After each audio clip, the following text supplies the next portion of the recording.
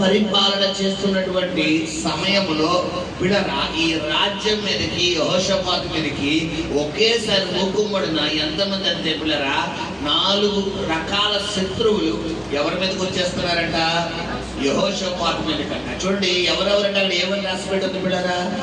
మోయాబీలు, అమోనీలు, తర్వాత సిరియన్లు.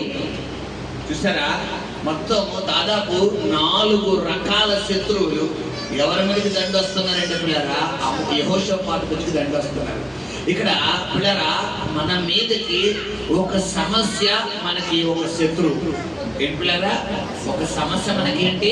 శత్రువు. అనారోగ్యం అనేది ఒక శత్రువు, అప్పుబాధ అనేది ఒక శత్రువు, అసమాధానం అనేది ఒక శత్రువు, కుటుంబంలో పిల్లరా మనుష్యత లేకపోవడం అనేది ఒక శత్రువు, కృంగుదల అనేది ఒక శత్రువు, పిల్లరా మానసిక ఒత్తిడి అనేది ఒక శత్రువు.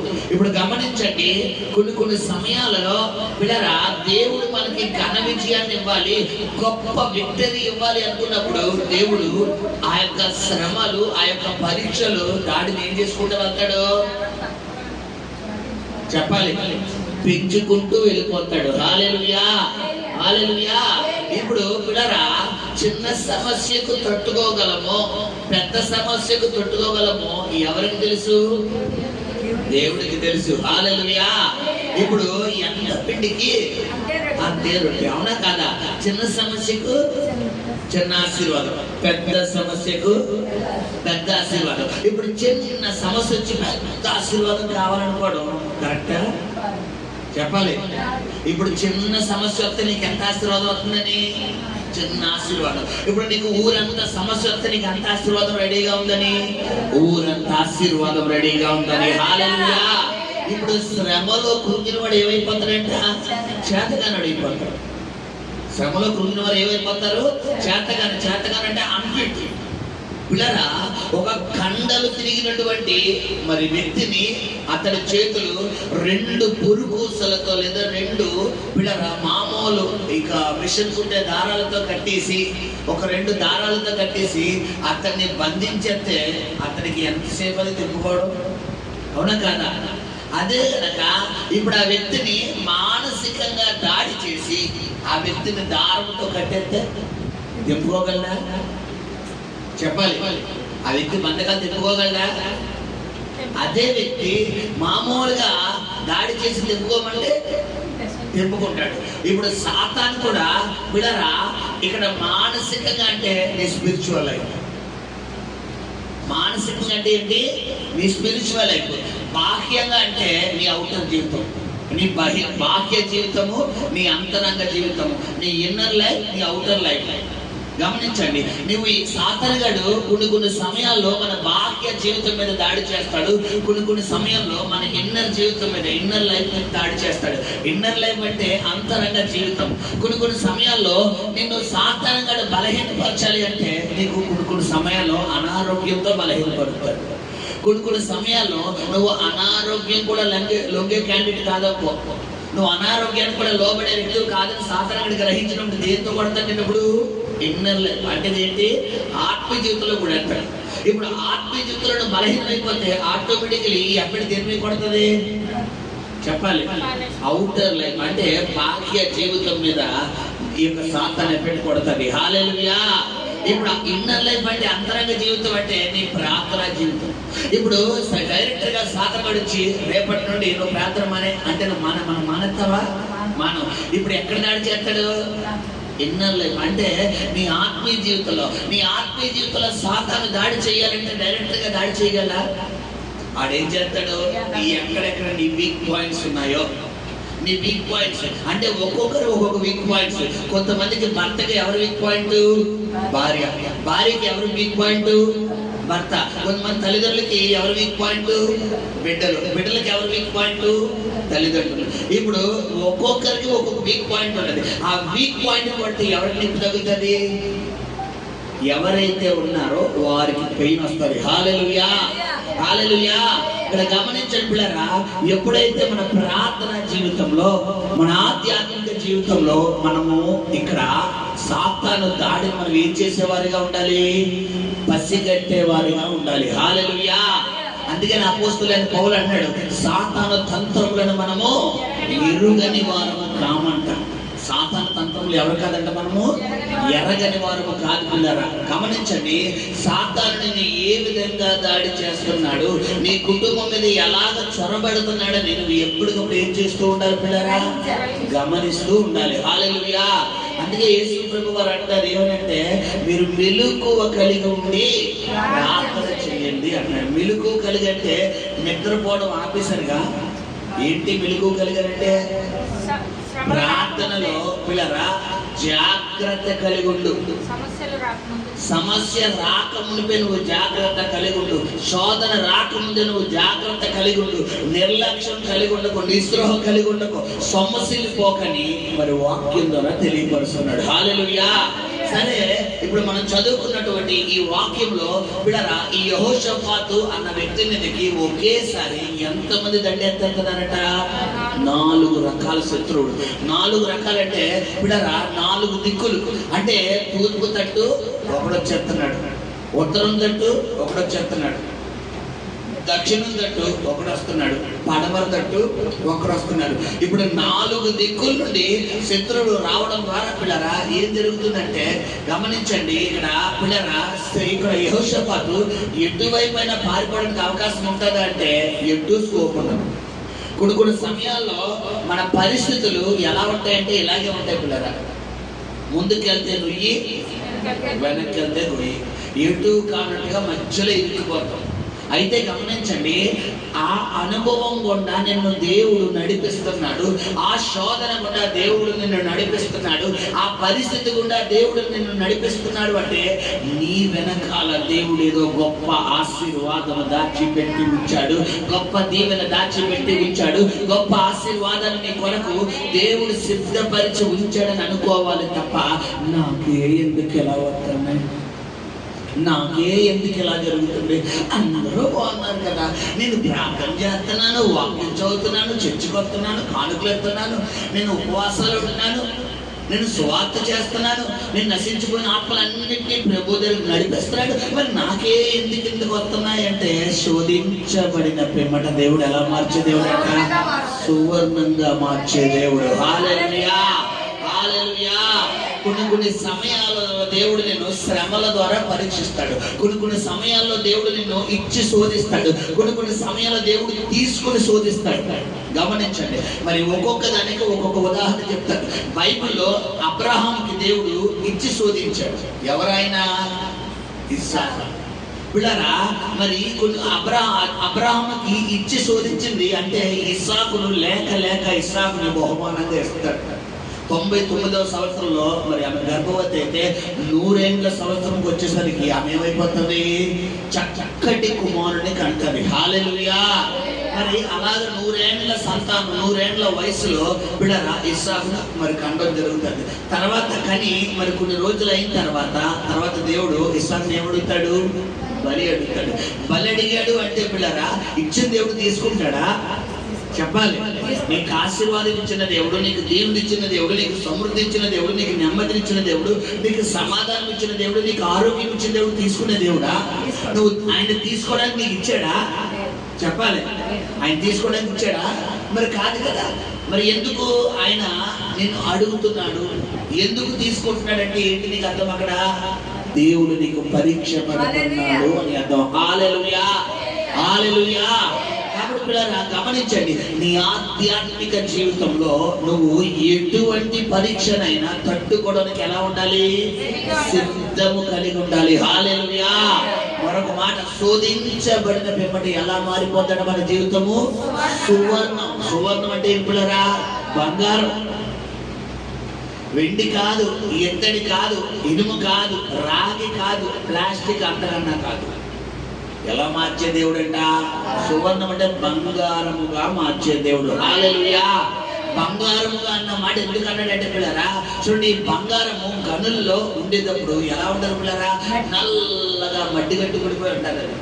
అది షోరూమ్ లో షోకేస్ లో మనకి ఎలా కనబడుతుంది? నగలు దగ్గర ఆడిపోతూ మంచి పిల్లరా డార్క్ ఎల్లో షేడ్ లో ఉండి చూడగానే అబ్బా భలే ఉన్నాయి అన్నట్టు అనిపిస్తుంది. అవి చూడగానే మరి గమనించండి. అయితే ఇక్కడ ఏం జరుగుతుందంటే పిల్లరా, అది భూమిలోంచి తీసేటప్పుడు కార్మికులు ఎవరైతే ఉన్నారో ఆ కార్మికులు ఆ భూమి గనుల్లోంచి తీసేటప్పుడు పిల్లరా అది ఎలా ఉంటదంట, నల్లగా మట్టి కట్టిపోయి ఉంటుంది. దీన్ని ల్యాబ్ పంపించింది పిల్లరా కొలిమిలో అంటే అగ్నిలో వేసి దీన్ని కాల్చిన తర్వాత దీన్ని తీసుకుని శుద్ధి దెబ్బలతో కొట్టిన తర్వాత ఇదంతా అయిపోయిన తర్వాత అది దాని తత్వము, దాని మీద ఉన్న మలిన్యం, ఆ యొక్క మచ్చ, ఆ డాగు పిల్లల దాని మీద ఉన్న అన్నీ కూడా ఏమైపోతుంది, బంగారము కోల్పోతారు. అన్నీ కోల్పోయి ఇక్కడ ఏమవుతుందంటే పిల్లలు గమనించండి, ఫైనల్ గా ఒక స్టేజ్కి వస్తుంది. ఆ స్టేజ్ ఈ రోజు నీ చెవులకి, నీ ముక్కుకి, నీ యొక్క మెడలోని, నీ చేతులకు ఉన్నటువంటి బంగారము. హల్లెలూయా, హల్లెలూయా. ఇప్పుడు గమనించండి, ఆ బంగారం నీ దగ్గరికి రావడానికి ఎన్ని శోధనలు అనుభవించింది. అందుకనే దేవుడు ఏమంటాడు, శోధించబడిన పిమ్మట నీ జీవితాన్ని దేవుడు సువర్ణంగా మార్చాడు. హల్లెలూయా.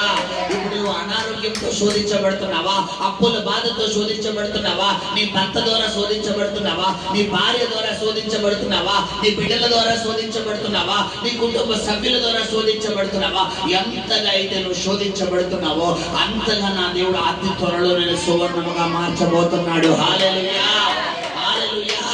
కాబట్టి పిల్లలు గమనించండి, ఎప్పుడైతే మరి సువర్ణంగా దేవుడు మార్చాలి అని అనుకున్నప్పుడు కొన్ని శత్రువులను ఎవరు పంపిస్తారంట, దేవుడు పంపిస్తాడు. ఇక్కడ యెహోషాపాతు మీదకి దేవుడే పంపించాడు శత్రువులు. ఎందుకు అంటే పిల్లరా దానికి ముందు ఒక సంఘటన జరిగింది. ఏంటి అంటే చూడండి, దీనికి ముందు ఒక సంఘటన. ఆ సంఘటన ఏంటంటే 19వ అధ్యాయంలోకి వెళ్దాం. 19వ అధ్యాయం. యూదా రాజైన యూదా 18 చదువుకున్నాడు. 18వ అధ్యాయం ప్రారంభం నుంచి. తనకు ఐశ్వర్యమును ఘనతయు అధికముగా కలిగిన తరువాత యెహోషాపాతు ఆహాబుతో 1000 మంది కొన్ని సంవత్సరములు గతించిన పిమ్మట షోమ్రోనులో నుండి ఆహాబు వద్దకు పోయెను. ఆహాబు అతని కొరకును అతని వెంట వచ్చిన జనుల కొరకును అనేకమైన గొర్రెలను పశువులను పోయించి తనతో కూడా రామోత్గిలాదు మీదకి పోవుటకు అతని ప్రేరేపించెను. ఇశ్రాయేలు రాజైన ఆహాబు యూదా రాజైన యెహోషాపాతును చూచి, నీవు నాతో కూడా రామోత్గిలాదునకు వచ్చుదువా అని అడుగగా, యెహోషాపాతు, నేను నీ వాడను, నా జనులు నీ జనులు, మేము నీతో కూడా యుద్ధమునకు వచ్చేదమని చెప్పాను. హల్లెలూయా.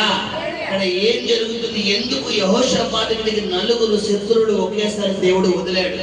కారణం ఏంటంటే అక్కడ యెహోషాపాతుకు అవిధేయత కనబడుతుంది. ఏంటి అని అవిధేయత అంటే మనము 20వ అధ్యాయం ప్రారంభం చదువు. ఇది అయిన తరువాత ఈ యొక్క 6 అక్షరాల్లో దాదాపు 2 అధ్యాయాల స్టోరీ ఉంది. ఇది అయిన తర్వాత ఏంటి ఆ తరువాత ఏంటి ఆ అయినది, అసలు ఏంటి ఈ తరువాత అంటే 18వ అధ్యాయంలో మనం చదువుకున్నటువంటి వచనాలు ఏంటి అంటే ఈ యొక్క యెహోషాపాతుని దేవుడు ఆశీర్వదించి మంచి స్థాయిలో పెట్టిన తర్వాత అయ్యగారు ఎవరితో స్నేహం చేయడం మొదలెట్టారంట, ఆహాబు. ఎవరి ఆహాబు అంటే యెజెబెలు భర్త. ఎవరు ఈ యెజెబెల్ అంటే పిల్లరా 450 మంది దేవుని ప్రవక్తలను ఏం చేశాడు, ఈమె హతమార్చేశాడు. దేవుని సేవకులను చంపేసినటువంటి వ్యక్తి యొక్క భర్తతో అయ్యగారు ఏం చేశారు, బియ్యమందరం ఏంటండి, పిల్లల్ని అంటే వివాహాలు, వీరి పిల్లలను వారి పిల్లలకి ఇచ్చుకోవడం, వారి పిల్లలను వీరి పిల్లలకి ఇచ్చుకోవడం. ఇప్పుడు గమనించండి, ఎప్పుడైతే రిలేషన్షిప్ కల్పించుకున్నాడో పిల్లరా తద్వారా ఎవరి ఉగ్రత ఎవరి మీదకి రావడానికి కారకులైపోయారు, దేవుని ఉగ్రత యెహోషాపాతు మీద రావడానికి కారకులైపోయారు. కాబట్టి గమనించండి, మొట్టమొదటిగా దేవుడి చిత్తము లేకుండా స్నేహం చేశాడు. గమనించండి, దేవుడు మంచిగా ఆశీర్వదించి మంచి తారాస్థాయికి తీసుకువెళ్ళి మంచి ఉన్నత స్థానంలో ఆ వ్యక్తిని కూర్చోబెట్టిన తర్వాత ఈ వ్యక్తి ఎవరితో స్నేహం చేయడం మొదలెట్టాడంట, ఆహాబుతో స్నేహం చేయడం మొదలుపెట్టాడు. కూడా ఈ ఆహాబు ఎవరంటే ఆ వ్యక్తి కూడా దేవుణ్ణి ఆరాధించే వ్యక్తి. అయితే అతని భార్య యెజెబెల్, ఆమె ఎవరంటే మంత్రగత్తె.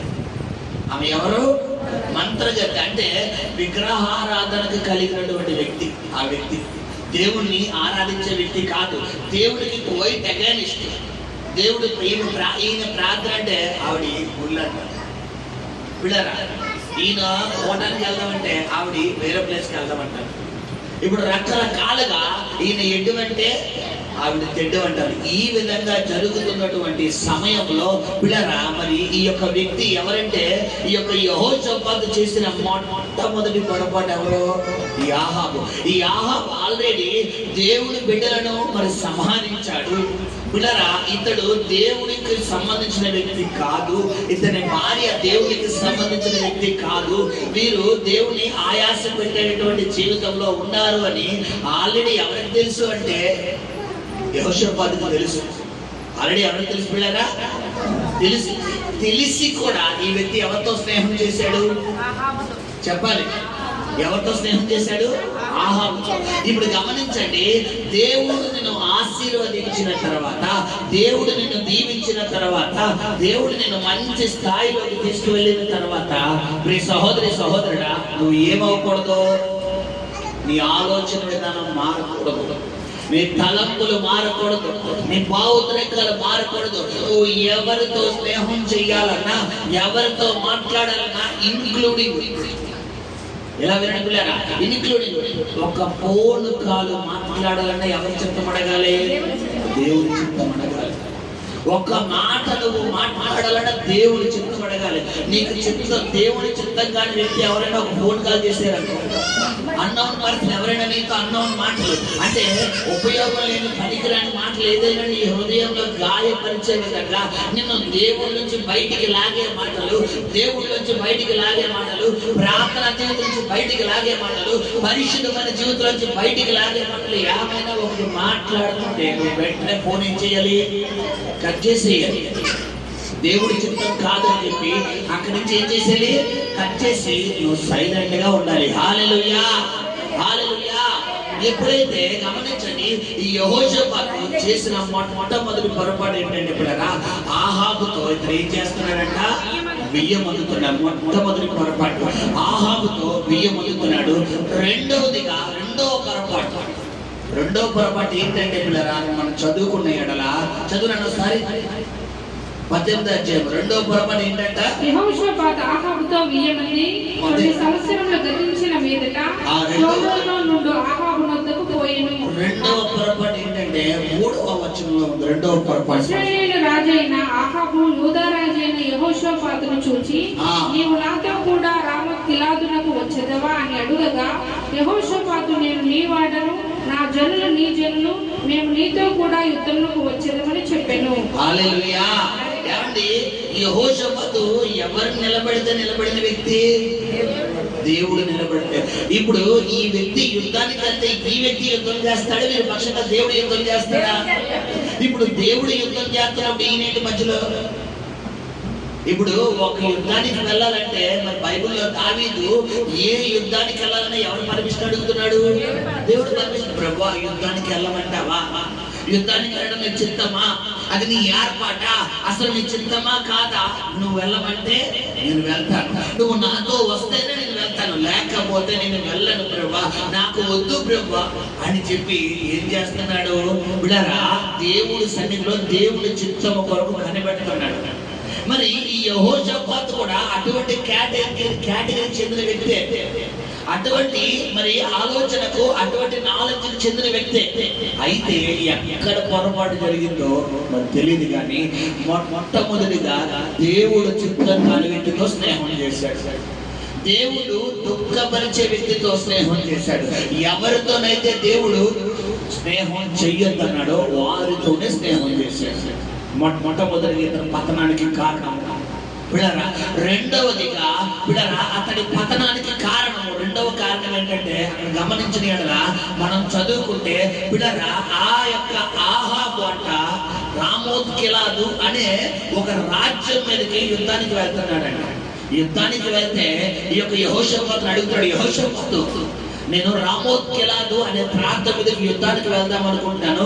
మరి నేను యుద్ధానికి వెళ్తే నీవు నీ దేశంలో ఉన్న సైనికులందరూ నాతో యుద్ధానికి వస్తారా అని అడిగితే, ఈ యొక్క యెహోషాపాతు నిజముగా దేవుడి మీద ఆధారపడే వ్యక్తి అయితే, దేవుడి సన్నిధిలో కనిపెట్టే వ్యక్తి అయితే, దేవుడి చిత్తానికి లోబడే వ్యక్తి అయితే ఏమడగాలి? చెప్పాలి, గట్టిగా చెప్పాలి బిళ్ళరా. కాదు, అదే కొంత క్లారిటీగా కావాలి. దేవుణ్ణి అడిగి చెబుతాను. హల్లెలూయా. అయ్యా అది నా చేతుల్లో లేదు, యుద్ధము యెహోవాదే. నేను కూడా యుద్ధానికి వెళ్ళేటప్పుడు ప్రార్థన చేసుకునే వెళ్తాను. నేను వెళ్ళిపోయి నేను అక్కడ కట్టేదాలు ఆడించేస్తానంటే కుదరదు. నా దేవుడు హస్తం నాకు తోడుగా ఉంటేనే యుద్ధం చేయగలను అని చెప్పి ఎవరిని అడుగుతున్నాలి? దేవుడిని అడగాలి. దేవుడు చిత్తమా కాదంటే దేవుడు చెప్తాడా లేదా? చెప్తాడా లేదా? మనోడు అడగాలి. మనోడు పతనానికి కారణం మొట్టమొదటిగా దేవుడు చిత్తం కాని వ్యక్తితో స్నేహం చేయడం. ఎవరితోనైతే దేవుడు వెలివేయబడిందో, ఏ యొక్క ప్రజలైతే దేవుడు వెలివేశాడో, ఏ యొక్క ప్రజలైతే దేవుడు దూరాన్ని పెట్టాడో, ఎవరైతే విగ్రహారాధన చేస్తున్నారో, ఎవరైతే శపించబడిన జనంగా ఉన్నారో, ఎవరినైతే దేవుడు దూరాన్ని పడేశాడో ఆ జనులతో వెళ్ళి బియ్యం అందుతున్నాడు, సంబంధాలు పెట్టుకుంటున్నాడు, రిలేషన్షిప్ పెట్టుకుంటున్నాడు. దేవుడు చెయ్యొద్దన్న పని చేస్తున్నాడు మొట్టమొదటిగా. రెండవ పొరపాటు ఏంటంటే పిల్లరా, అక్కడ ఏం కనబడుతుంది పిల్లరా? అక్కడ డైలాగ్ వేస్తున్నాడు అయ్యగారు. ఆ డైలాగ్ ఏంటి? చదవమ్మా. యెహోషాపాతు నేను ఏమండి మనోడు శత్రు సైతాను వాడా దేవుడు వాడా? మరి ఏం డైలాగ్ వేసేస్తున్నాడు? నీకెందుకు నేను ఉన్నాగా ఏంటి? నేను చూసుకుంటా వెళ్ళు అని చెప్పి ఏం చేస్తున్నాడు? నేను నీ వాడను. ఏమండి ఇశ్రాయేలు ప్రజలు శత్రువులు పెట్లా దేవుడు పెట్లా? ఏమనేస్తున్నాడు? అయ్యగారికి ఒక రాజుగారు కూర్చోబెట్టారన్నంత గాను ఏమనేస్తున్నాడు? నేను నీ వాడనయ్యా. ఏదో పెద్ద ఆ శత్రువే తీసుకెళ్లి ఈయన ఇంత స్థాయిలో కూర్చోబెట్టినట్టు ఏమంటాడు? నేను నీ వాడిని, నా జనులు నీ జనులు. తర్వాత మేము నీతో కూడా యుద్ధమునకు వచ్చినప్పుడు వచ్చదమని చెప్పాను. కనీసం అక్కడ దేవుడి సన్నిధిలో నేను కనిపెడతాను, నేను ప్రార్థనలో పెడతాను, నా దేవుడి సన్నిధిలో నేను అడుగుతాను, దేవుడి చిత్తమా కాదా చూస్తానని ఒక మాట పలుకుతున్నాడా? ఏం పలుకుతలేదు. నీ జీవితంలో కొన్ని శ్రమలు రావడానికి కారణం ఏమంటే నువ్వే. కొన్ని శోధనలు రావడానికి కారణం నువ్వే. దేవుడు చిత్తం కాదు చేయడం, దేవుడు చెయ్యొద్దన్నది చేయడం, దేవుడు మాట్లాడద్దన్నది మాట్లాడడం, దేవుడు వెళ్ళదన్న స్థలానికి వెళ్ళడం, దేవుడు ఏదైతే చెబుతున్నాడో ఆ విధంగా నువ్వు చేయకుండా నీకు నచ్చినట్టుగా, నీకు అనిపించినట్టుగా, నీకు తోచినట్టుగా నువ్వు చేయడం వల్ల ఓ శత్రువును ఎదుర్కొంటున్నప్పుడు ఈ సహోదరుడు గమనించి, ఎప్పుడైతే ఈ యొక్క వ్యక్తి చేసిన మొట్టమొదటి పొరపాటు బియ్యం అందడం, రెండవ పొరపాటు ఏం చేస్తున్నాడు పిల్లరా? యుద్ధానికి వెళ్ళిపోతున్నా డైరెక్ట్ గా.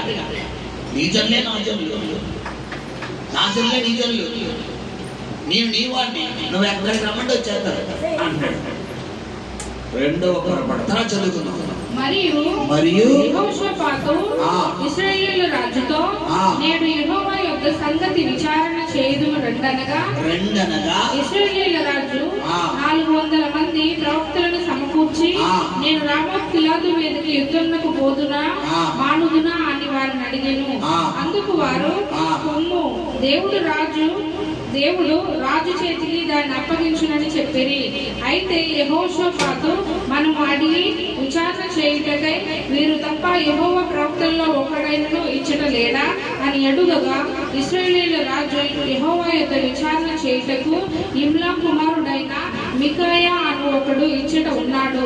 అయితే అతడు నన్ను గూర్చి మేలు ప్రవచింపగా నిత్యము కీడునే ప్రవచించుచున్నాడు గనుక నేను వారి యందు పగ కలిగి ఉన్నాననగా యెహోషాపాతు రాజు అలాగనవద్దనెను. అప్పుడు ఇశ్రాయేలు రాజు తన పరివారంలో నున్న ఒకరిని పిలిపించి ఇమ్లా కుమారుడైన కుమారుడైన మీకాయను శీఘ్రముగా రప్పించమని ఆజ్ఞ ఇచ్చెను. ఇశ్రాయేలు రాజును యూదా రాజుకు యెహోషాపాతును షోమ్రోను ఊరు గవిని ముందరి బయలునందు తమ తమ వస్త్రములను ధరించుకొని తమ తమ సింహాసనముల మీద కూర్చుని ఉండగా ప్రవక్తలందరూ వారి ముందర ప్రవచించుచుండిరి. అప్పుడు కెనయన కుమారుడైన సిద్కియా ఇనుప కొమ్ములు చేయించుకొని వచ్చి సిరియన్లు నిర్మూలముకు వరకు వీటితో వారిని నీవు పొడిచెదవని యెహోవా సెలవిచ్చుచున్నాడని ప్రకటించెను. ప్రవక్తలందరూ ఆ ప్రకారముగానే ప్రవచించుచు యెహోవా రామోత్ గిలాదును రాజు చేతికి అప్పగించెను. దాని మీదికి పోయి జయముందుము అనేది. హల్లెలూయా. ఇక్కడ ఏం జరుగుతుందంటే అయ్యగారట మొట్టమొదటిగా వెయ్యమనడానికి దేవుడి చిత్తం అడగలేదు. రెండవది అతనితో సంబంధం పెట్టుకోవడానికి దేవుడి చిత్తం అడగలేదు. మూడవది అతనికి ప్రమాణాలు చేయడానికి దేవుడి చిత్తం అడగలేదు. ఏదికి దేవుడి చిత్తం అడుగుతున్నాడంటే యుద్ధానికి వెళ్ళడానికి దేవుడి చిత్తం అడుగుతున్నాడు. దేవుడి దగ్గర విచారణ చేద్దాం. ఏం చేద్దాం? దేవుడి విచారణ అంటే ఏంటి? కనిపెట్టడం. దేవుడి దగ్గర కనిపెడదాం. యుద్ధానికి ఎప్పుడు వెళ్ళమంటాడు? అసలు యుద్ధము దేవుడి చిత్తమా కాదా అని ప్రశ్న వేసి పిల్లరా ఎప్పుడు వెళ్దాం? ఇప్పుడు యుద్ధము శత్రువులతో పిల్లరా యుద్ధానికి వెళ్ళేటప్పుడు శత్రువులతో యుద్ధానికి వెళ్తారా పిల్లరా? గమనించండి. ఇప్పుడు మనోళ్ళు ఉన్నారు, మనోళ్ళు మన మీదకి వస్తారా దాడికి? శత్రువులు వస్తారా? ఇప్పుడు యెహోషాపాతుకి శత్రువులు ఎవరు? ఆహాబు. ఇప్పుడు గమనించండి, యెహోషాపాతుకి శత్రువులు ఎవరు? ఆహాబు. ఇప్పుడు యెహోషాపాతుకి శత్రువులు ఆహాబు అని తెలిసినప్పుడు తెలిసి మనోడు ఎవరితో వీయమందకూడదు? ఆహాబుతో వీయమందకూడదు. విశ్వాసికి అవిశ్వాసికి ఎక్కడ? నువ్వు దేవుడిలో నిత్యము ప్రార్థన ప్రార్థన ప్రార్థన అంటావు, వాళ్ళేమో గంటలు వాయించుకుంటారు, పంచాంగాలు చూస్తారు, సిద్ధాంతులు దగ్గరికి వెళ్తారు, గోత్రాలు ఏమంటారు రాసులు ఫలాలు చూస్తారు. ఇప్పుడు గమనించు, నువ్వు వాళ్ళతో స్నేహం చేసేసి వాళ్ళ భుజాల మీద చేయలేసేసి వాళ్ళతో మాట్లాడుతూ నువ్వు దేవుడి చిత్తమా కాదా అడిగితే జరుగుతుందా? చెప్పాలి పిల్లరా. ఎలా ఉంది నీ ప్రార్థనా జీవితం? నువ్వు దేవుడు సన్నిధిలో కనిపెట్టినప్పుడు దేవుడి చిత్తము కొరకు మాత్రమే కనిపెట్టాలి. హల్లెలూయా. ఏ మాత్రం లోక సంబంధమైన వేటి మీద నీ ఆలోచన విధానము వెళ్ళకూడదు. హల్లెలూయా. కొంతమంది ఆలోచన విధానం ఎలా ఉంటుందంటే ఈరోజు అమావాస్య అండి, ప్రయాణం చేయకూడదు. ఈరోజు పిల్లరా ఈరోజు గ్రహణం అండి, ఈరోజు శుక్రవారం అండి, డబ్బులు ఇవ్వకూడదు. ఈరోజు మంగళవారం అండి, డబ్బులు ఇవ్వకూడదు. అబ్బాయి 6 అయిపోయింది, లైట్ చీకటైతే లైట్ వేసుకుంటాం కదా. 6 అయితే ఎందుకు నీకు? కొన్ని సందర్భాల్లో 4 గంటలకి చలికాలం చీకటి అయిపోతుంది, వర్షాకాలం 2 గంటలకి చీకటి అయిపోతుంది. అప్పుడు ఏం చేస్తావు? చీకటిలో పని చేస్తావా? 6 వరకు లైట్ అయ్యవా? గమనించండి నీ ఆలోచన విధానం. మధ్యాహ్నం నా మొబైల్ ఒక స్టేటస్ వచ్చింది. ఆ స్టేటస్లో ఏంటంటే పిల్లరా ఒక 2 తాడి చెట్లు ఉన్నాయి, పక్కనే 2 తాడి చెట్లు ఉన్నాయి. ఈ తాడి చెట్టుకో చీర కట్టేసి పొట్లేడేసారు, ఆ తాడి చెట్టుకో చీర కట్టి పొట్లేడేసారు. చాలా బాగా అక్కడ పక్కనే కొంతమంది అమ్మలక్కలు కూర్చొని పోయి భజన చేసేస్తారు. ఇక్కడేమో ఒకళ్ళకి కోడి కోసేస్తారు. ఎలా ఉంది నీకు ప్రార్థన ఆలోచన విధానం? ఇక్కడ వారు ఆ కేటగిరీకి చెందిన వారిని తెలిసి బియ్యం అందడం మొట్టమొదటిగా చేసిన పొరపాటు. రెండవదిగా అతడితో ప్రమాణము చేయడము రెండవ పొరపాటు. మూడవదిగా యుద్ధానికి అసలు ఆ వ్యక్తితో కుమ్మక్కై యుద్ధానికి వెళ్ళడమే దేవుడి చిత్తం కాదు. కాబట్టి ఇప్పుడు దేవుడు ఎలాగా యెహోషాపాతుని దేవుడు పిల్లరా శత్రువులకు అప్పగిద్దామని డిసైడ్ అయిపోయాడు, శ్రమలకు అప్పగిద్దామని డిసైడ్ అయిపోయాడు. గమనించండి పిల్లరా, శ్రమలకు అప్పగించడం అంటే వదిలేయడం కాదు, దేవుడి చేతుల్లోనే ఉంటావు. కాకపోతే నీవు ఎక్కడ పొరపాటు జరిగింది, ఎక్కడ పొరపాటు జరుగుతుందని తెలుసుకునే వరకు దేవుడు ఏం చేస్తాడు? నేను అగ్నిగుండంలో ఉంచుతాడు. వన్స్ నువ్వు తెలుసుకున్న తర్వాత ఎక్కడి నుంచి లాగెత్తాడు? ఆ శ్రమలోంచి బయటికి లాగెత్తాడు. హల్లెలూయా. ఇక్కడ గమనించండి, నీకు తెలియపరిచే దేవుడు. నువ్వు తప్పు చేస్తే, నువ్వు పాపము చేస్తే, దేవుడికి ఆయాసకరంగా నడుచుకుంటే, దేవుడికి దుఃఖకరంగా నడుచుకుంటే, దేవుడు చెయ్యొద్దన్న వెళ్తే, దేవుడు వెళ్ళొద్దన్న స్థలానికి వెళ్తే, దేవుడు మాట్లాడొద్దన్న వ్యక్తులతోనూ మాట్లాడితే దేవుడిని ఎవరికి అప్పగించేస్తున్నాడు? శత్రువుకి అప్పగించేస్తాడు. శత్రువు అంటే ఎవరిక్కడ? సమస్య. ఎప్పుడైతే ఈ పనంతా చేస్తున్నాడో, ఇక్కడ చేసిన ఈ పొరపాటును బట్టి ఇక్కడ ఏం చేస్తున్నాడు? 20వ అధ్యాయం వచ్చేసరికి ఇది అయిన తరువాత, ఏంటిలారా, ఇది అయిన తరువాత ఇప్పుడు ఎవరికి అప్పగిస్తున్నాడంటే దేవుడు? నలుగురు శత్రువులు వచ్చేసారు. ఇప్పుడు నలుగురు శత్రువులు ఒకేసారి యెహోషాపాతు మీదకి రాగానే ఇప్పుడు జరుగుతున్న మ్యాటర్. ఇప్పుడు మనోడికి జ్ఞానం వచ్చి ఏం చేస్తున్నాడు? మళ్ళానే ఎక్కడ మొరపెడుతున్నాడు? దేవుడు సన్నిధిలో మొరపెడుతున్నాడు. ఏమని మొరపెడుతున్నాడు? ఇప్పుడు మనం చదువుకున్నాం యెహోషాపాతు చూడండి, 2వ దినవృత్తాంతం 20వ అధ్యాయము 3వ వచనం. అందుకు యెహోషాపాతు భయపడి యెహోవా యొద్ద విచారించుటకు మనస్సు నిలుపుకొని. ఏమండి, అంతకు ముందు మనసు నిలుపుకున్నాడా? స్నేహం చెయ్యొద్దన్న వ్యక్తులతో స్నేహం చేస్తున్న మనసు నిలుపుకున్నాడా? మాట్లాడొద్దన్న వ్యక్తితో మాట్లాడుతున్న మనసు నిలుపుకున్నాడా? పిల్లరా, ఎవరితో అయితే బియ్యం అందకూడదో వారితో బియ్యం అందినప్పుడు మాట నిలుపుకున్నాడా? మనసు నిలుపుకున్నాడు? నిలుపుకోలేదు. వెళ్ళిపోతున్నాడు, చేసేస్తున్నాడు. ఏదైతే దేవుడికి ఆయాసకరమో అదే చేస్తున్నాడు. ఏదైతే దేవుడికి దుఃఖకరమో అదే చేస్తున్నాడు. ఏదైతే దేవుడి చిత్తము కాదో అదే చేస్తున్నాడు. ఇవన్నీ జరిగిపోయిన తర్వాత నలుగురు 4 దిక్కుల నుంచి ఒకేసారి వచ్చేస్తున్నారు శ్రమలు. ఈ తూర్పు నుంచి, పడమ నుంచి, ఉత్తరం నుంచి, దక్షిణ నుంచి. ఒక పక్కన అప్పులు వచ్చేస్తున్నాయి, ఒక పక్కన తెగుళ్ళు వచ్చేస్తున్నాయి, ఒక పక్కన కుటుంబ సమస్యలు, ఒక పక్కన మానసిక ఒత్తిడిలు. మొత్తం 4 దిక్కుల నుంచి శత్రువుడు రెడీగా వచ్చేసారు. ఏం చెయ్యాలో కూడా, చావాలో బతకాలో కూడా తెలియని పరిస్థితిలో ఉక్కిరిబిక్కిరైపోతున్నాడు. ఇటువంటి సమయంలో మరలా మొట్టమొదటి స్థాయిలోకి వస్తున్నాడు. ఈసారి ఎవరి మీద ఆధారపడలేదు? మనుషుల మీద ఆధారపడలేదు. మనుషుల మీద ఆధారపడి ఎవరి మీద ఆధారపడుతున్నాడు? దేవుడి మీద ఆధారపడి దేవుడి దగ్గర ఏం చేస్తున్నా విచారించడానికి ఏం నింపుకుంటాడంట?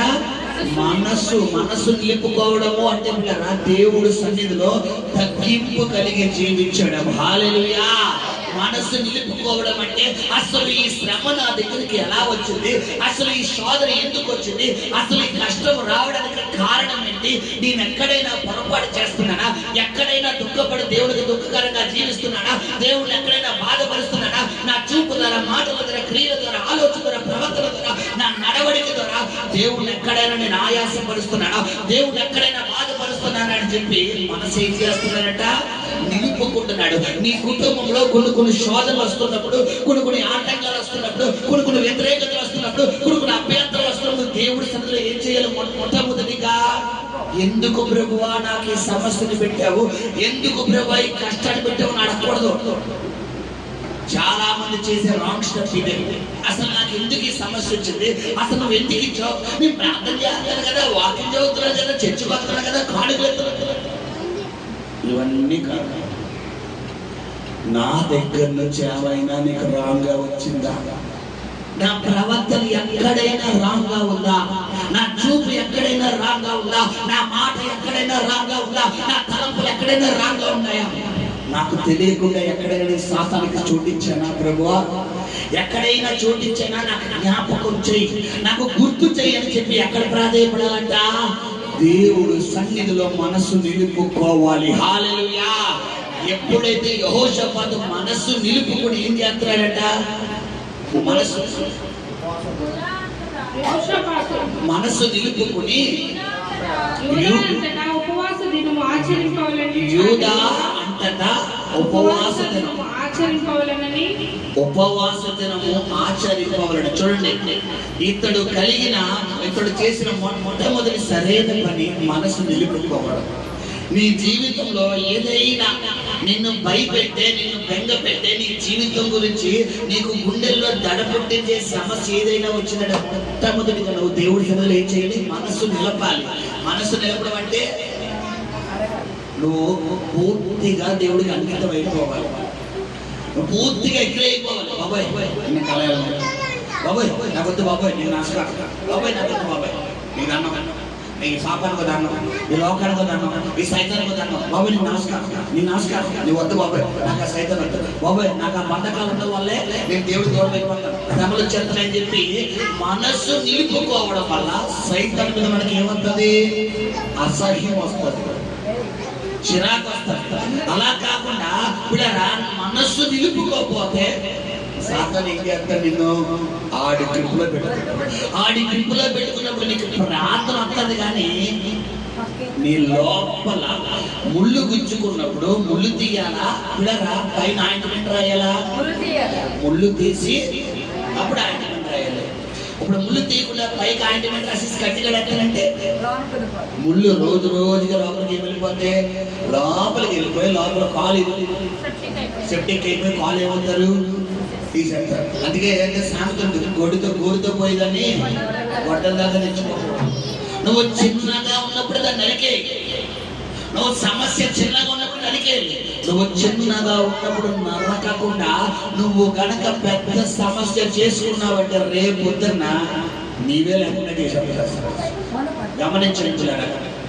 ఇప్పుడు ఈ యెహోషాపాతు మీదకి వచ్చేసింది. అసలు యెహోషాపాతుకి దేవుడు ఆశీర్వదించిన వ్యక్తి, దేవుడు దీవించిన వ్యక్తి, దేవుడు తోడుగా ఉన్న వ్యక్తి. హల్లెలూయా, హల్లెలూయా.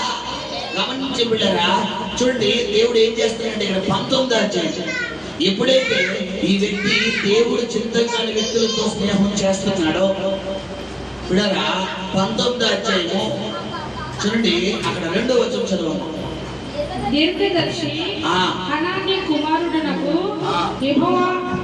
యోబు అతనిని ఎదుర్కొనబోయి రాజైన యెహోషాపాతుకు ఇలాగూ ప్రకటన చేసెను, నీవు భక్తిహీనులకు సహాయము చేసి యెహోవా శత్రువులకు స్నేహితుడవైతివి కదా, అందువలన యెహోవా సన్నిధి నుండి కోపము నీ మీదకి వచ్చును.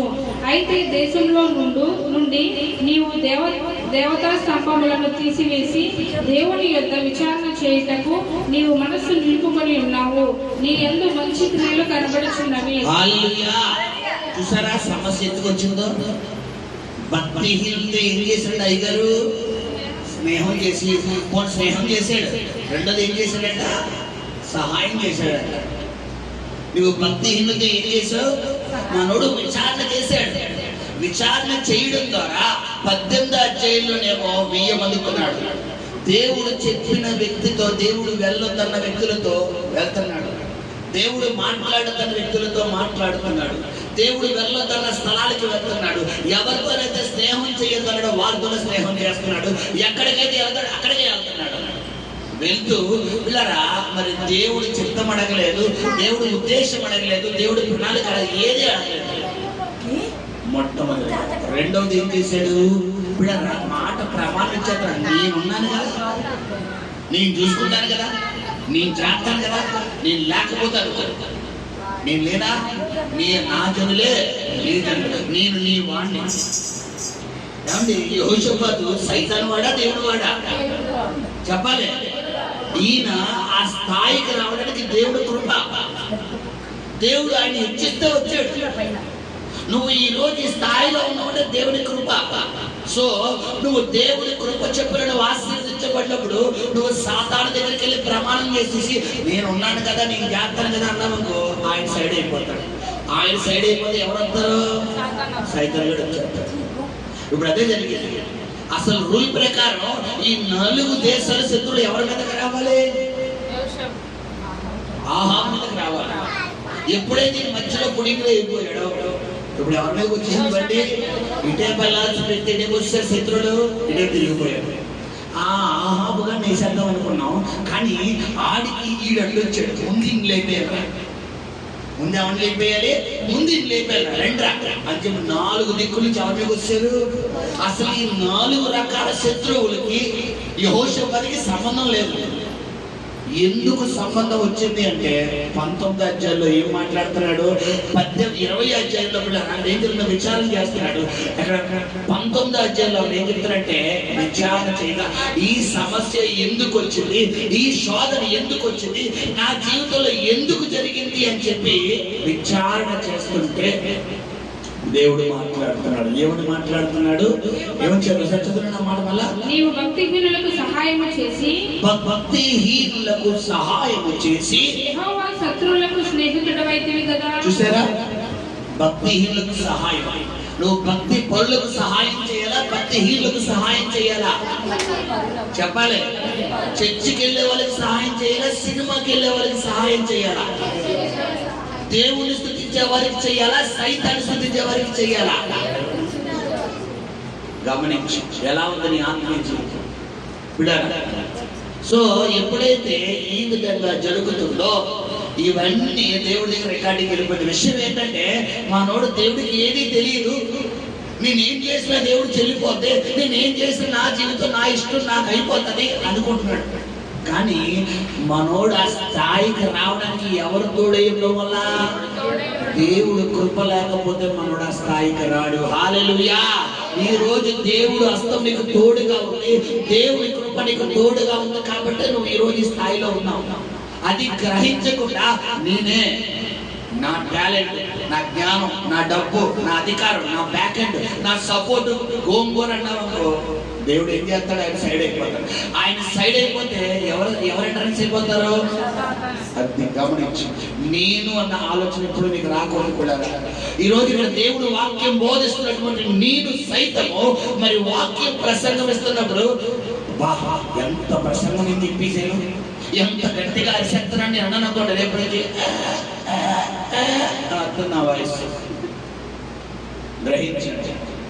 నిలబడేది నువ్వు కాదు, నీ కుటుంబాన్ని రన్ చేసేది నువ్వు కాదు, నీ విద్యను నీ యొక్క ఉద్యోగం చేసేది నువ్వు కాదు, నీ జీవనోపాధి చేసేది నువ్వు కాదు, పాటలు పాడేది నువ్వు కాదు, ప్రార్థన చేసేది నువ్వు కాదు, వాక్యం చదివేది నువ్వు కాదు. ఎవరో దేవుని కృప మాత్రమే నిన్ను నిలబెడుతుంది. హల్లెలూయా. ఏ మాత్రం నేను అన్న ఆలోచన నీకు వచ్చిందంటే అక్కడే సాతానికి అవకాశం ఇచ్చేస్తుంది. ఈ యొక్క వ్యక్తి నేనున్నాను కదా అన్నాడు, నేను లేనా, నేను చూసుకుంటానన్నాడు. అక్కడ కనీసం దేవుడి కోసం కనిపెడుతున్నాడా? లేదు. ఎప్పుడైతే శత్రువులతో స్నేహం చేస్తున్నాడో, శత్రువులకు సహాయం చేస్తున్నాడో దేవుడు చూస్తాడు. ఇప్పుడు బండి ఎట్టయిపోయి వెళ్ళాల్సిన బట్టి ఇంటికి తిప్పిస్తాడు దేవుడు. చెప్పాలి. యెహోషాపాతు ఇప్పుడు మనోడు బుద్ధి తక్కువయ్యి ఇప్పుడు ఏమైంది పిల్లరా? ఇప్పుడు జ్ఞానం వచ్చి ఇప్పుడు ఏం చేస్తున్నాడంటే దేవుడి సన్నిధిలో ప్రార్థన చేస్తాడు, విచారణ చేస్తాడు, మనస్సు నిలుపుకుంటాడు. మొట్టమొదటిగా మనస్సు నిలుపుకోవడం అంటే మోకరించడం. దేవుడి సన్నిధిలో మోకరించి కనులు మూసుకుని రెండు చేతులు పైకెత్తి, తండ్రి నాకు ఈ సమస్య వచ్చింది, నాకు ఈ శోధన వచ్చింది, నాకు ఈ కష్టం వచ్చింది, నేను ఎక్కడైనా సాతానికి అవకాశం ఇచ్చానా, ఎక్కడైనా నిన్ను బాధ పెడుతున్నానా, ఎక్కడైనా నిన్ను దుఃఖ పెడుతున్నానా, నా తలంపుల ద్వారా, నా ప్రవర్తన ద్వారా, నా ఆలోచన ద్వారా, నా క్రియల ద్వారా నేను ఎక్కడైనా నేను దుఃఖ పెడుతున్నానా అని దేవుడు సన్నిధిలో నువ్వు ప్రాధేయపడినప్పుడు, నువ్వు దేవుడి సన్నిధిలో పశ్చాత్తాపడినప్పుడు, దేవుడి సన్నిధిలో నువ్వు విజ్ఞాపన చేసినప్పుడు నీ దేవుడు కనికరం కలిగిన దేవుడు, నీ దేవుడు కృప కలిగిన దేవుడు, నీ దేవుడు క్షమాపణ కలిగిన దేవుడు, నీ దేవుడు వాత్సల్యం కలిగిన దేవుడు, నీ దేవుడు దయ కలిగిన దేవుడు. కాబట్టి కరుణ వాత్సల్య పూర్ణుడై కృప కలిగిన దేవుడై ఆయనే స్వయముగా నీ దగ్గరకు వచ్చి సామెతలు 10:22 ప్రకారము అతిక్రమము ఒప్పుకుని విడిచిపెట్టువాడు కనికరం పొందును, దాన్ని ఒప్పుకోలేని వాడు శాపగ్రస్తుడు వర్తులడంట. కొంతమంది ఒప్పుకోరు, కప్పుకుంటారు. నువ్వు ఒప్పుకో, కప్పుకోకో. దేవుడు నిన్ను హెచ్చరిస్తున్నప్పుడు, దేవుడు నిన్ను గద్దిస్తున్నప్పుడు, దేవుడు నిన్ను సరి చేస్తున్నప్పుడు సరైపో. అమ్మో దేవుడు నాతోనే మాట్లాడుతున్నాడు, దేవుడు నన్నే గద్దిస్తున్నాడు, దేవుడు నా కోసమే చెప్తున్నాడు, ఇక్కడ నేను అలా ఉండను, ఇక్కడ నేను అలా నడుచుకోను, ఇక్కడ నేను అలా ప్రవర్తించను, ఇక్కడ నా త్రోవలోకి వెళ్ళను, దేవుడు నా గురించే మాట్లాడుతున్నాడు. నువ్వు ఏమైపోవాలి? స్టడీ అయిపోవాలి. స్టడీ అవ్వకుండా ఏం చేయకూడదు? కప్పుకోకూడదు. కప్పుకుంటే అప్పడం అయిపోతుంది జీవితం, అంటుకుపోతాం గోడకి, మళ్ళా లెగలేక. జాగ్రత్త పడాలి. నీ ప్రార్థన జీవితం ఎలా ఉంది? కప్పుకునేలా ఉందా, ఒప్పుకునేలా ఉందా? ఎప్పుడైతే యెహోషువ దేవుడి సన్నిధిలో మనస్సు నిలుపుకుంటున్నాడో ఒప్పుకోవడానికి మనస్సును దేవుడు అంగీకరిస్తున్నాడు. హల్లెలూయా. ఏం చేస్తాడు? మనస్సు నిలుపుకుని యూదా ఎంతట ఉపవాస దినము రెండవ పని, మొట్టమొదటిగా మనస్సు నిలుపుతున్నాడు. రెండో పని ఏం చేస్తున్నాడు? ఉపవాసం ఉన్నాడు. ఎందుకు ఉపవాసం ఉండడం అంటే, నీ దేవుడు ఏ ప్రాంతానికి కదిలే దేవుడు. ఉపవాసానికి నువ్వు కడుపు మార్చుకుని దేవుడు సన్నిధిలో ప్రాధాన్యపడితే ఆయన కృప కలిగిన దేవుడు. కాబట్టి చూడండి, నినెవె పట్టణం మీదకి దేవుడికి అగ్ని గంధకాలు దేవుడు ఒకరితో దిగిరాబోతుందని యోనా ప్రకటన చేయగా, యోనా నినెవె పట్టణంలో ప్రజలు ఎన్ని రోజులు ఉపవాసం ఉన్నారంట? 3 రోజులు. 3 రోజులు ఉపవాసం ఉంటే ఎప్పుడైతే ఆ యొక్క దేవుని ఉగ్రత రావాల్సిన ప్లేస్ లోకి ఏం దిగొచ్చేసింది? దేవుని కృప దిగొచ్చేసింది. హల్లెలూయా. ఇప్పుడు నీ కుటుంబం మీదకి దేవుడు ఉగ్రత దిగొచ్చింది. మీ కుటుంబం మీదకి దేవుడు ఆయాస్కరణ దిగొస్తుంది. నువ్వు ఎంత ప్రార్థన చేసిన కార్యాలు జరగడం లేదు, ఎంత ఉపవాసం ఉన్న కార్యాలు జరగడం లేదు, ఎంత నువ్వు లోబడిన కార్యాలు జరుగుతుందండి. ఎక్కడో సాతానికి అవకాశం ఇచ్చావు, ఎక్కడో దేవుడిని బాధపరుస్తున్నావు, ఎక్కడో దేవుడిని ఆయాసపరుస్తున్నావు, ఎక్కడో దేవుడి చిత్తంగా చేస్తున్నావు. విడిచిపెట్టో సరైనది కాదు. మనస్సు నిలుపుకో. నువ్వు మనస్సు నిలుపుకో. రెండవదిగా నువ్వు చెయ్యాల్సిన రెండవ పని ఏంటి? ఉపవాసము. ఎందుకు మనం ఉపవాసం ఉండాలి అంటే, ఉపవాసం ఉన్నప్పుడు మన రహస్య పాపాలన్నీ దేవుడు ఎక్కడ బయలుపరుస్తాడు? దేవుడు బయట బయలుపరుస్తాడు. హల్లెలూయా. నువ్వు చేసేది, నువ్వు మాట్లాడేది, నువ్వు వినేది, నువ్వు తలంచేది, నువ్వు చేసే క్రియలన్నీ దేవుడు అలా చూపిస్తాడు. అమ్మో, నేను అలా ఉన్నాను ప్రభు. అవునయ్యా, ఇన్ని రోజులు నువ్వు చెయ్యొద్దన్నది నేను చేశాను, నువ్వు వెళ్ళొద్దన్నది నేను వెళ్ళాను, నేను మాట్లాడుతున్నది నేను మాట్లాడాను, నన్ను క్షమించయ్యా అని చెప్పి ఇశ్రాయేలు ప్రజల మీదకి క్షమించండి. నినెవె పట్టణ ప్రజల మీదకి ఉగ్రత రాగా అక్కడ చూపిస్తారు యోనా గ్రంథము. ఇది ఎలాగే వచ్చండి, పేజీ నంబర్ 763. యోనా అక్కడ ఏం చేస్తాడు? నినెవె పట్టణం అంతా ప్రకటిస్తున్నాడు. 3వ అధ్యాయం, పేజీ నంబర్ 763, 6వ వచనం. ఆ సంగతి నినెవె రాజునకు వినబడి అతడు తన సింహాసనం మీద నుండి దిగి తన రాజవస్త్రములను తీసివేసి గోనె పట్ట కట్టుకొని బూడిదలో కూర్చుండెను. మరియు రాజైన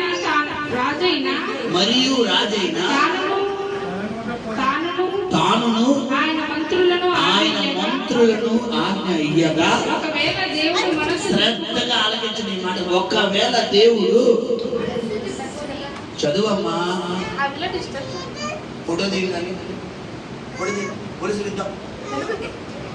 చదువమ్మా. ఒకవేళ దేవుడు మనస్సు తిప్పుకొని పశ్చాత్తాపుడై మనము లయము కాకుండా తన కోపాన్ని చల్లార్చుకొనును గనుక మనుషులు ఏదియు పుచ్చుకొనకూడదు. పశువులు గాని, ఎద్దులు గాని, గొర్రెలు గాని మేత మేయకూడదు, నీళ్లు త్రాగకూడదు.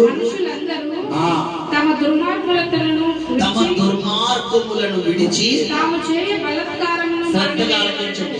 తమ దుర్మార్గములను విడిచి తాము చేయు బలాత్కారమును మానివేయవలెను. మనుషులేమి పశువులేమి సమస్తమును గోనె పట్ట కట్టుకొనవలెను. జనులు మనఃపూర్వకముగా దేవుని వేడుకొనవలెను అని దూతలు నినెవె పట్టణంలో చాటించి ప్రకటన చేసిరి. హల్లెలూయా.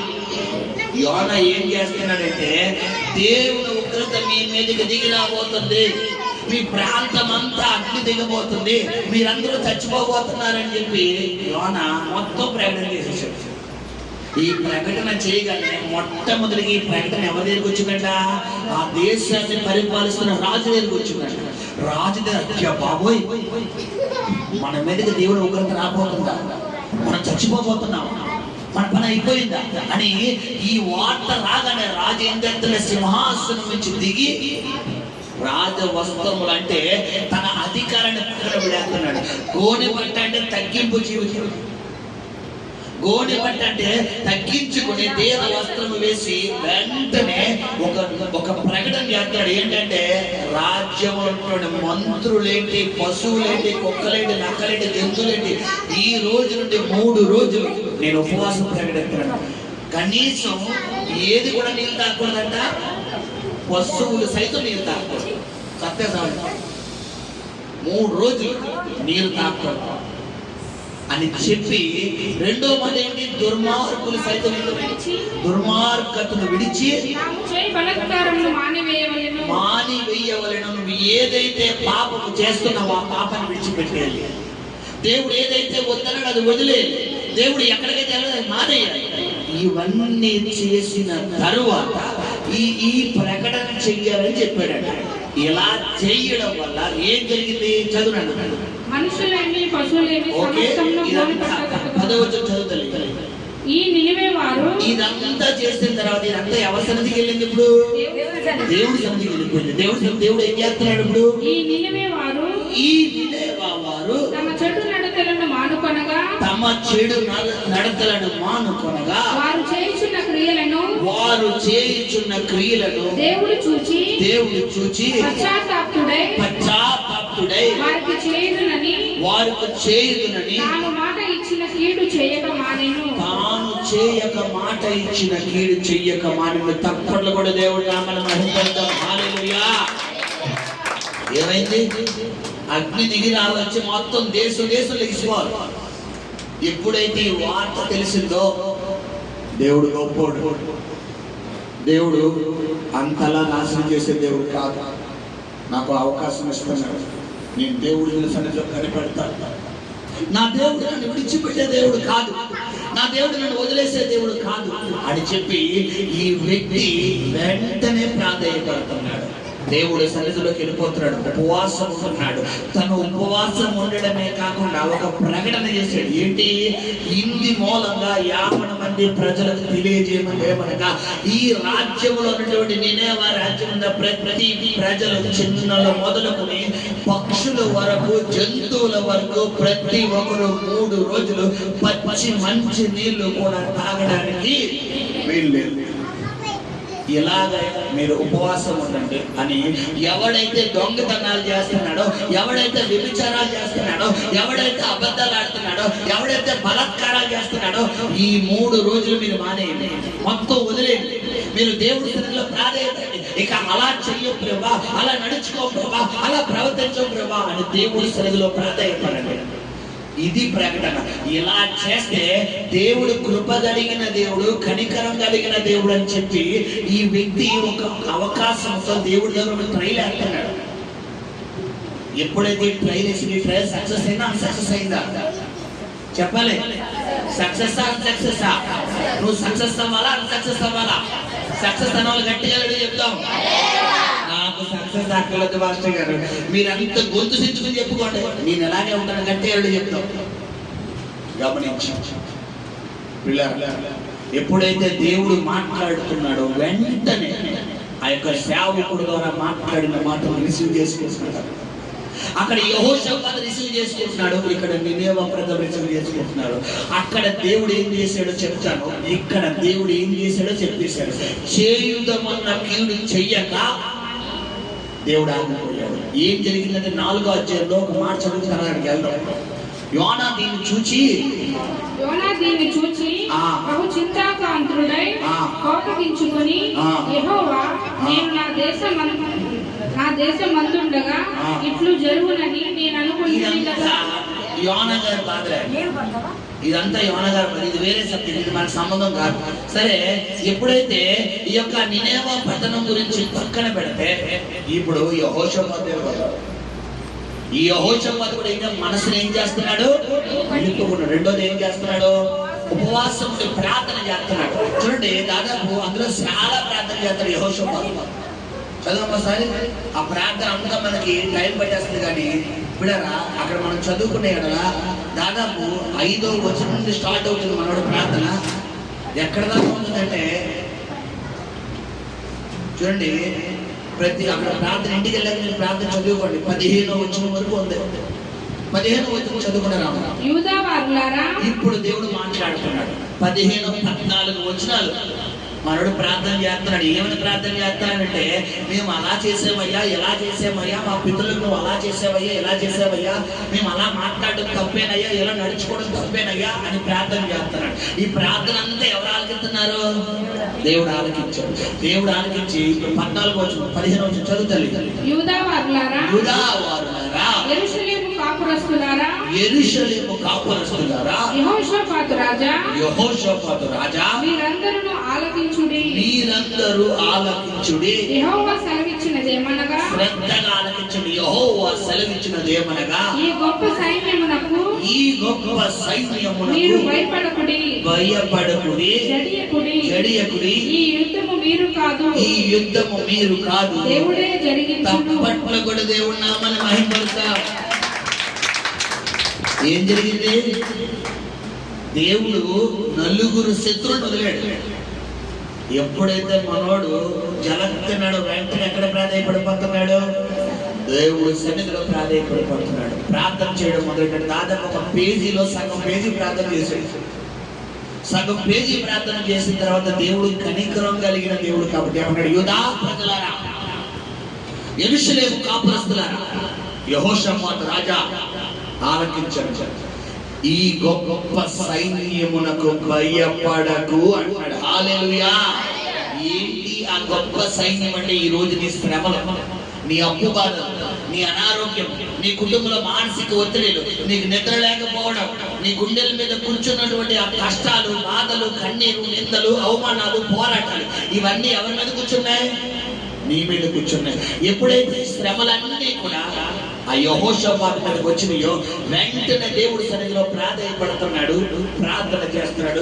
పశ్చాత్తాపుడై ప్రార్థన చేస్తున్నప్పుడు కృప కలిగిన దేవుడు, కనికరం కలిగిన దేవుడు. పిల్లల సామెతలు 10:22 మీకు చెప్పిన ఏమన్నాడు? అతిక్రమమును ఒప్పుకుని విడిచిపెట్టేవాడు ఏమన్నంట? కనికరం ఉన్నాడు. ఎప్పుడైతే ఈ యొక్క ఇశ్రాయేలు ప్రజలు యెహోషాపాతు తన పొరపాటును తెలుసుకుంటున్నాడో, వెంటనే దేవుడు ఏం చేస్తున్నాడు? క్షమించేస్తున్నాడు. వెంటనే క్షమించేసి ఏమన్నాడు? ఈ గొప్ప సైన్యముకు భయపడకండి, యుద్ధము మీరు కాదు, యెహోవా చేయబోతున్నాడు. హల్లెలూయా. ఈ రోజు నీ సమస్యతో నువ్వు గనక దేవుడి సన్నిధిలో నువ్వు చేయవలసిన మొట్టమొదటి పని మనస్సు నిలుపుకో. కాబట్టి యెహోషాపాతు ప్రార్థన చేసినట్టే దేవుడు పలికిస్తాడా? అతడు చేసిన 2 పనులు ఉన్నాయి. ఏంటది? మనస్సు నిలుపుకుంటున్నాడు. దేని నుంచి దేని మీదకి మనసు మళ్ళించాడు? సైతాన్ని నుంచి, లోకం నుంచి, పాపం నుంచి, సాతాను క్రియల నుంచి, దేవుడికి ఆయాసకరమైన జీవితం నుంచి ఎటువైపు మనసు నిలుపుకుంటున్నాడు? దేవుడికి ఇష్టమైన దాని మీద మనసు నిలుపుకుంటున్నాడు. హల్లెలూయా. రెండవది ఏం చేస్తున్నాడు? ఉపవాసం ఉండి ప్రార్థన చేస్తున్నాడు. హల్లెలూయా. ప్రార్థన చేసి ముగిస్తున్నాడు. ప్రియ సహోదరి సహోదరి, 2 పనులు కనుక నువ్వు చెయ్యగలిగితే, ఈ 2 పనులు కనుక నువ్వు చెయ్యగలిగితే, నా దేవుడు నీ జీవితంలో రేపటి నుండే కార్యము చెయ్యబోతున్నాడు. హల్లెలూయా. ఆ గొప్ప సైన్యమునకు ఈ సమస్యను నువ్వు భయపడకో, నువ్వే భయపడకు. నువ్వు కనుక 2 కార్యాలు చేయగలిగితే, ప్రియ సహోదరి సహోదరుడా, ప్రియ దేవుడి కుమారుడా కుమార్తె, ప్రియ దేవుడి ప్రియ బిడ్డలారా, దేవుడు నీతో మాట్లాడు. గమనించు. నీ కుటుంబంలో ఆ శోధన పోకపోవడానికి కారణము, ఆ సమస్య పోకపోవడానికి కారణము, ఆ కష్టము పోకపోవడానికి కారణము, ఆ నష్టము పోకపోవడానికి కారణం, ఆ బాధ పోకపోవడానికి కారణం ఇంకా సాతాను నీ జీవితంలో ఎక్కడ అధికారం ఇచ్చింది.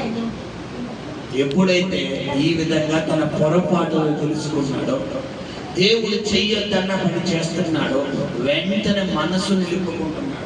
నువ్వు కూడా దేవుడి సన్నిధిలో ఏం చేయాలి? ఇప్పుడు మీకు ఒక మాట చెప్పి ముగిస్తాను. ఏమంటే సాతాను మనల్ని ఏం చేస్తుంది? భ్రమపరుస్తాడు. తెలుసు ఏం చేస్తాడు? బ్రహ్మ. చాలా ఆత్మలు ఉన్నాయి. అందులో ఒక ఆత్మ ఏంటి పిల్లరా? పిల్లరా, ఏ ఆత్మ తెలుసా? భ్రమపరచు ఆత్మ. అంటే నువ్వు పాపము చేస్తున్నా కూడా సాతాను ఏమన్నా నీకు? నువ్వు పాపం చేయట్లేదు. ఉదాహరణకు దేవుడు చిత్తం కానీ ఏదైనా నువ్వు మాట్లాడేవనుకో, సాతానుడు ఏం చేస్తాడు తెలుసా? ఆయన తప్పే ఉంది, నువ్వు కరెక్ట్గానే మాట్లాడు, నువ్వు కరెక్ట్గానే మాట్లాడావు, నువ్వు ఎక్కడ తప్పుగా మాట్లాడావా, ఏమన్నా తప్పుగా అన్నావా అని చెప్పి సాతాను ఏం చేస్తాడు? ఎవరిని మోసం చేస్తాడు? మనల్ని మోసం చేస్తాడు. ఇక్కడ ఆదాము అవ్వలు దేవుడు సన్నిధిలో దేవుని స్వరము వినవలసినటువంటి వ్యక్తులు అయ్యి ఎవరు స్వరం వింటున్నారు?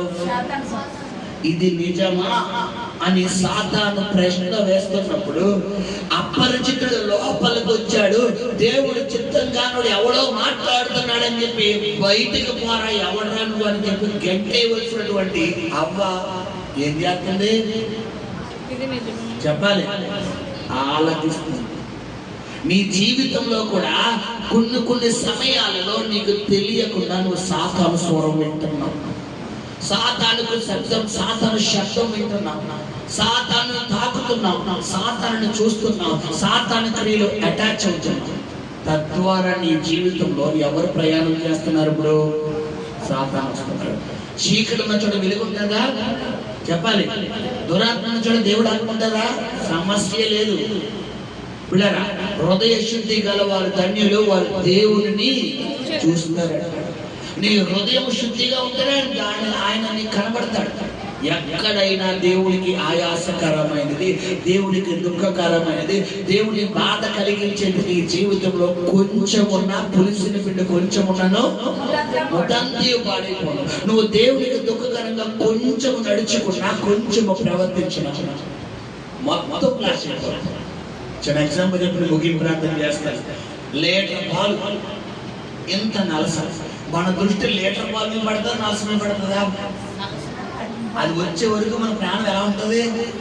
గిజ్జగిజ్జలు ఆడిపోతుంది. ఇలా తీస్తాం, ఇలా తీస్తాం, ఇలా తీస్తాం, ఇంకెలా కాదనుకుంటే ఇప్పుడారా ఆ గరిటెకి ఇలా తిప్పాం. దేనికోసం? ఆ నలస వచ్చే అర్జెంటుగా. అది అందులో ఉన్న మనల్ని ఏమైనా చేతదంటే చేయదు. మన కాన్సన్ట్రేషన్ అంతా లీటర్ పాలుగా పడదు. దేని మీద పడుతుంది? దేవుడు కూడా నీ పరిశుద్ధమైన జీవితంలో ఏ కొంచెము దేవునికి దుఃఖకరంగా నువ్వు ప్రవర్తించినా, కొంతమంది డ్రింక్కి వెళ్తే ఉంటారు, త్రాగుడు. కొంతమంది పిల్లరా రోజుకు 4-5 బాటిల్ ఎత్తారు. ఇప్పుడు ఏం చేస్తారంటే వాళ్ళు పిల్లరా రోజు కాదండి, ఇదివరకు డైలీ తాగేసిన పొద్దుకు రాశారు. ఇప్పుడు నెలకు వస్తేనే తాగుతున్నాను. తప్పు ఒకసారి చేసినా 10 సార్లు చేసినా తప్పే. చెయ్యొద్దన్నప్పుడు ఏం చేయాలి? నువ్వు ఆపేయాలి. ఒకవేళ నువ్వు చేసింది చిన్నదైనా పెద్దదైనా పనిష్మెంట్ అనుభవిస్తుంది.